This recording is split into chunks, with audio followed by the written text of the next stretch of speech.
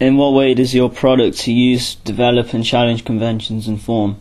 Front cover. For my front cover, I have used the conventions set by magazines in which I analyse, such as Rolling Stone, Hip Hop Weekly and XXL magazine. I found that the masthead was mostly placed at the top of the magazine, so to keep to conventions I duplicated its tradition in my magazine.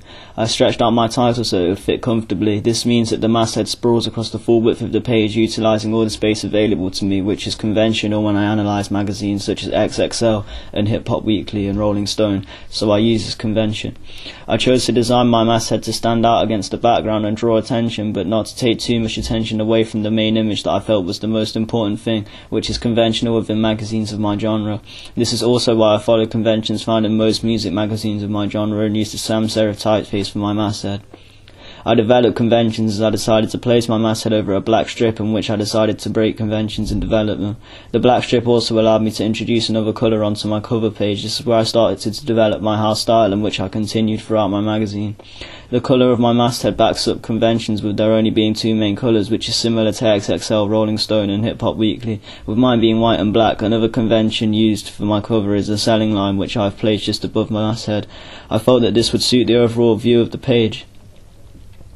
I use conventions like having the date and price on my front cover. Despite this, I didn't include the issue number to break away from conventions, as I felt it wasn't needed.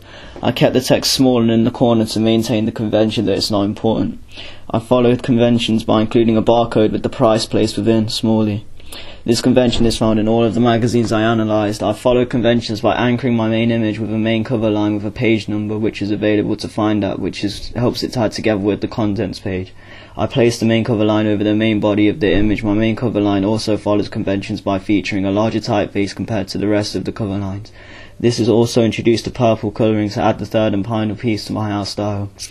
The main cover line then stood out and made itself special on the page. I have followed conventions by featuring more than one cover line on the page, keeping the cover lines a set place apart to maintain symmetry within my magazine. I also made sure that the other cover lines were the same size, font and colour scheme.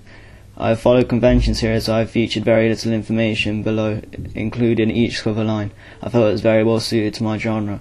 My main image backs up conventions as the artist's face is shown and he's making direct address of the audience. The image also helps me to build a stronger fan base to my magazine, as it's big and bold.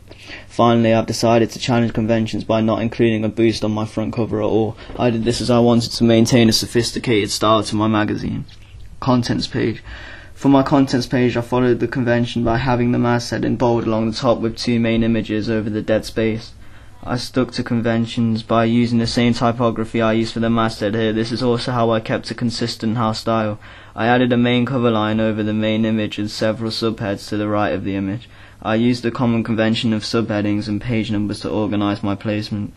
I saw this convention in every magazine I analysed, but followed by conventions by including more regular stories which occur frequently than features. During my research, I noticed that it was conventional for the features to be later on, so that as you read through the magazine, so that the audience have to read all the magazine's content to get to the main features.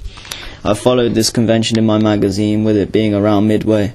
As well as this, I broke conventions by having two main images reversed, which is unlike any other magazine I analysed. On my contents page, I used no visible dividers on my page.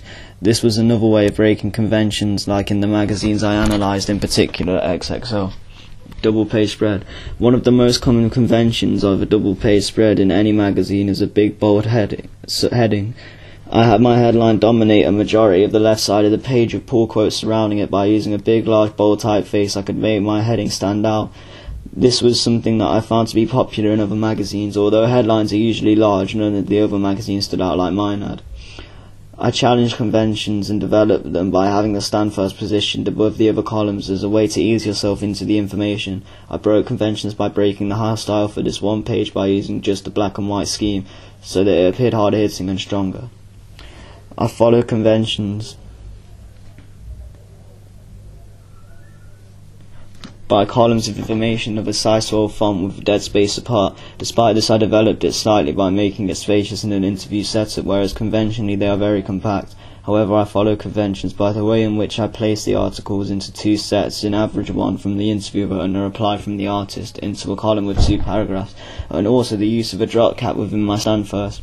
I also follow conventions with my main image, which dominates one side of the page, which is a convention of magazines I analyse, as well as many other magazines such as Hip Hop Weekly and XXO. Finally, I included banners at the top and bottom of my page, including page numbers and website of my magazine.